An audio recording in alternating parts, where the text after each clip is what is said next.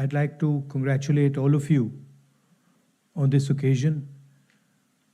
We are getting a new headquarters.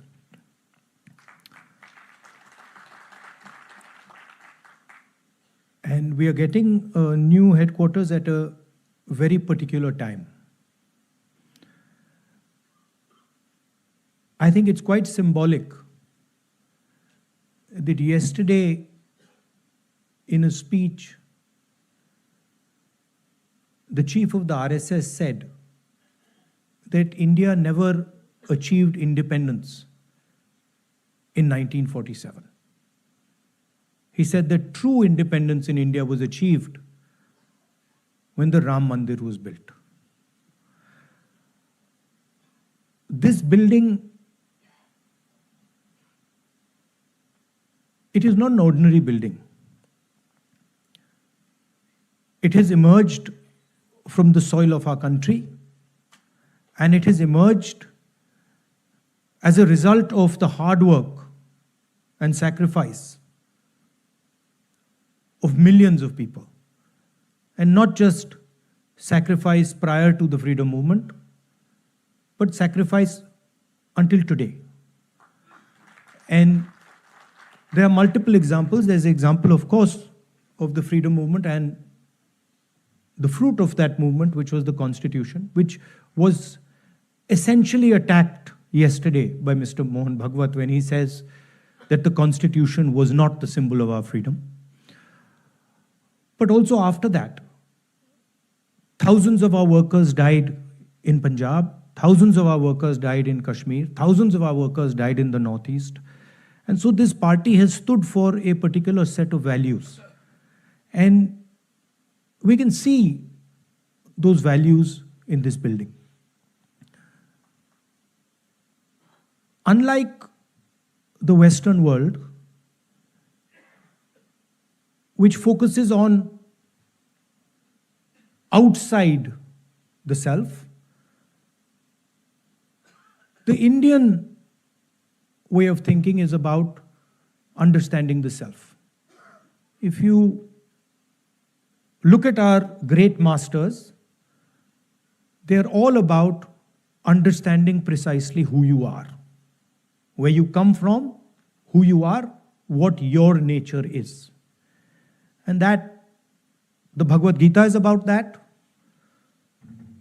Shiva is about that, Guru Nanak Ji is about that, Kabir is about that. All of them are asking the fundamental question, who are you?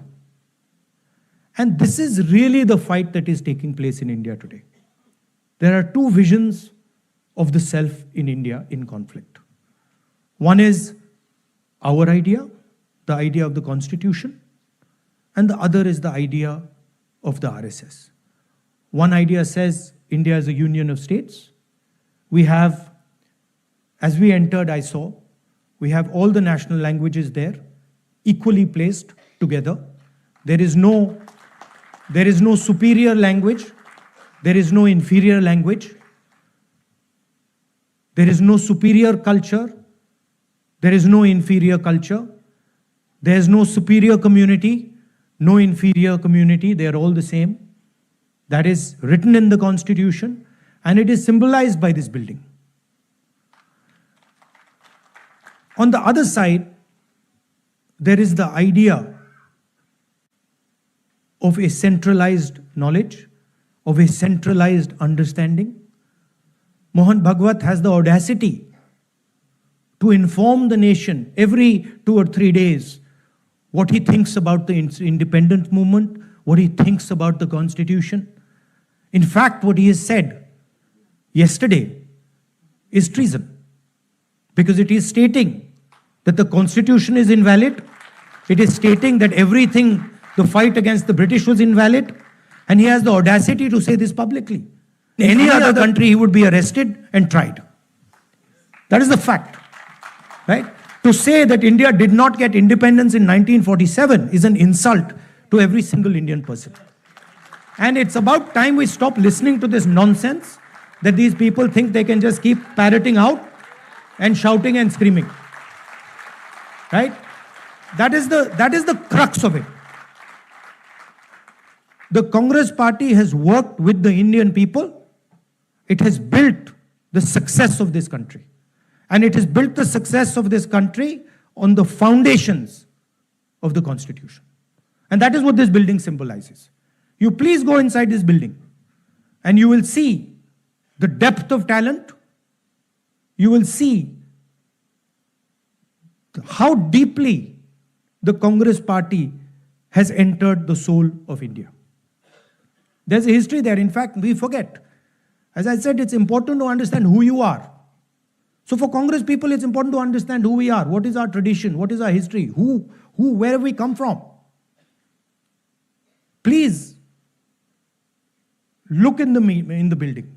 You will see Mahatma Gandhi, Sardar Patel, Jawaharlal Nehru. And it doesn't stop there. Workers, chief ministers, governors, defense ministers, foreign ministers, all of them who served the constitution of our country, all of them who saluted the tricolor. Do not forget that. The people who are in power today do not salute the tricolor, do not believe in the national flag, do not believe in the constitution, and they have a completely different vision of India than we do.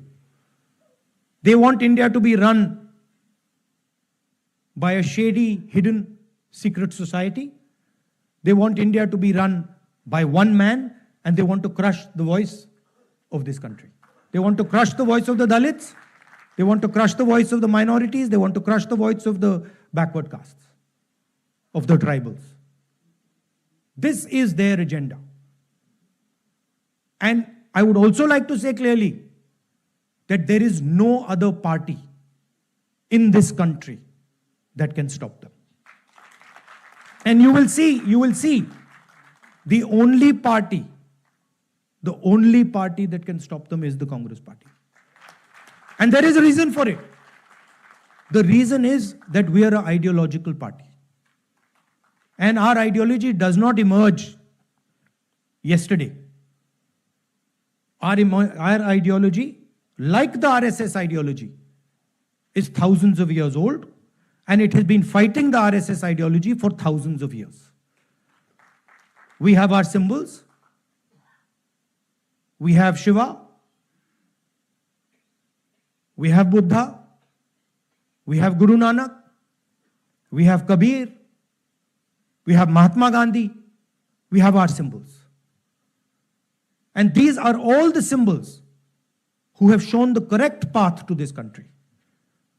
Please name one symbol of the RSS ideology that is revered in India today. Name one symbol.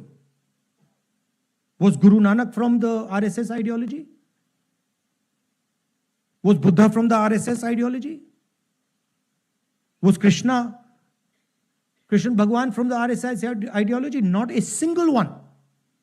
Because every single one of these people fought for equality, fought for brotherhood, fought for affection. And so the last thing I would like to say is that this building has emerged from the blood of Congress people.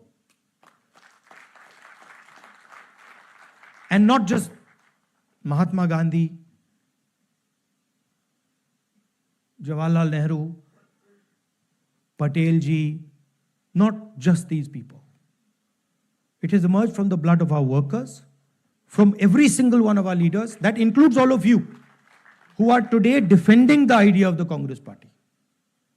Everybody in this room is under severe assault defending the ideas of the Congress party. Sometimes we forget it. But these people in this room are facing systematic attack and assault on their lives because they are in the Congress party. And they are not surrendering to the BJP and the RSS. And in the same way, thousands of workers are there But there are also thousands of people who believe, millions of people who believe in the Congress ideology. They're sitting outside the Congress. And that is why, the same way this building has emerged from the soil of our country, from the blood of our leaders, from the blood of our workers, this building, the idea behind this building must also reach the corners of our country. That is the duty of this building. That it does not just remain a building, that the ideas that are inside this building reach the corners of our country. Reach Tamil Nadu, Kashmir, Northeast, Gujarat, Andaman, Lakshadweep, every corner of our country. This idea has to be propagated from this building.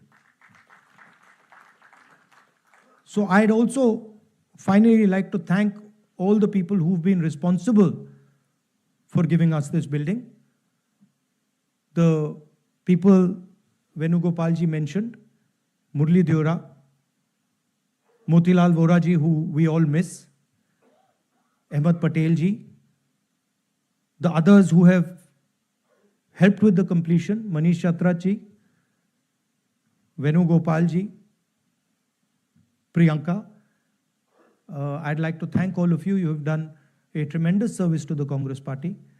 But it is important that now we take the ideas from this building and, like leaders of the Congress have done in the past, we spread the ideas to the rest of the soil of this country. Because we are fighting a civilizational war with these people.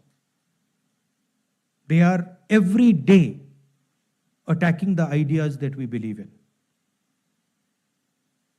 And only this organization, only the people in this room and the millions of workers of this organization have the courage and the capability to stop them.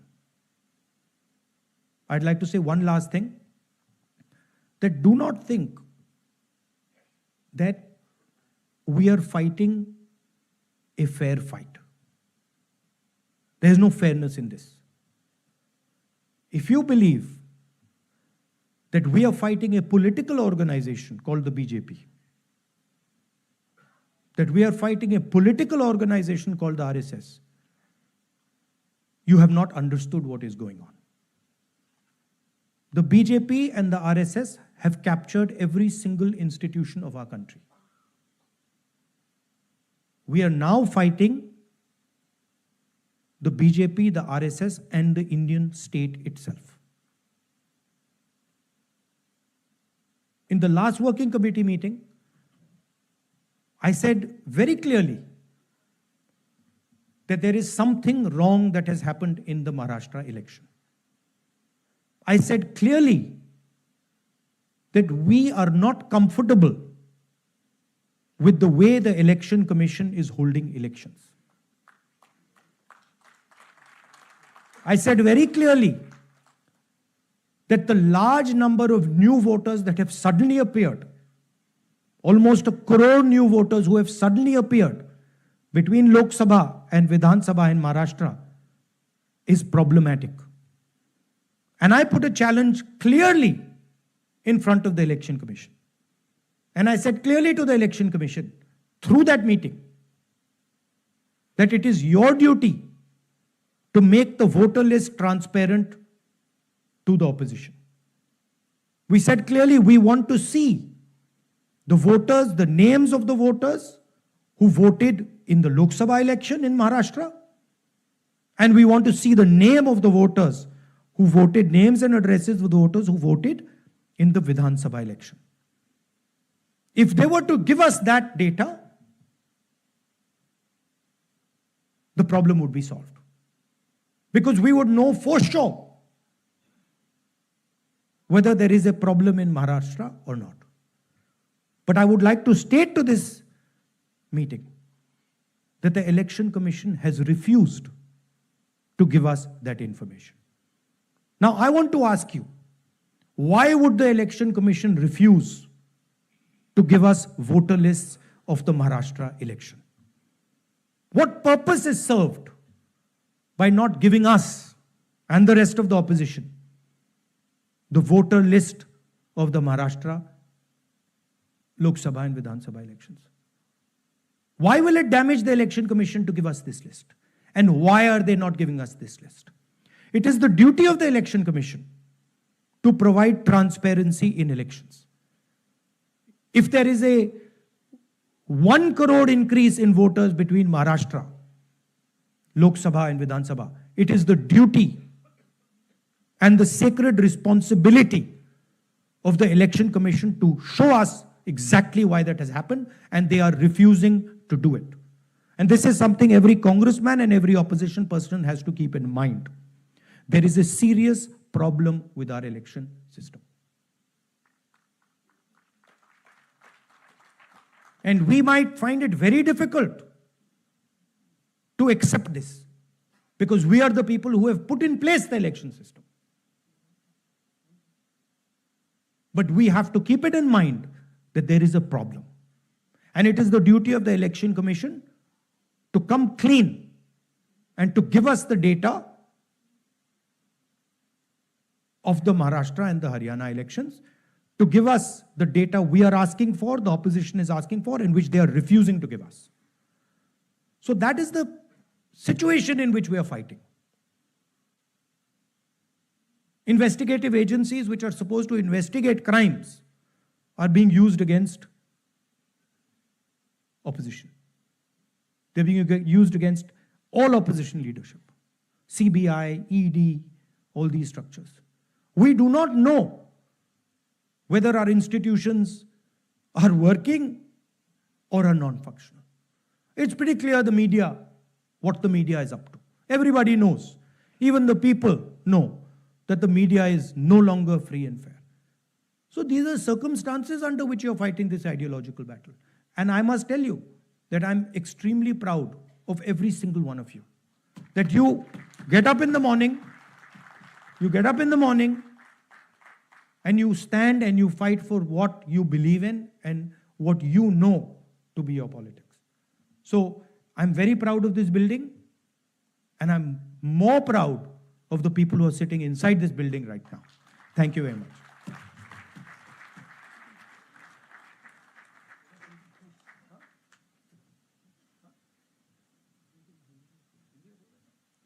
बहुत बहुत धन्यवाद राहुल जी। आपके प्रेरणादायक शब्दों ने नई ऊर्जा को जरूर यहाँ पे संचारित किया होगा। मैं अब अनुरोध करूँगा हमारे अध्यक्ष श्री मल्लिकार्जुन खड़गे जी से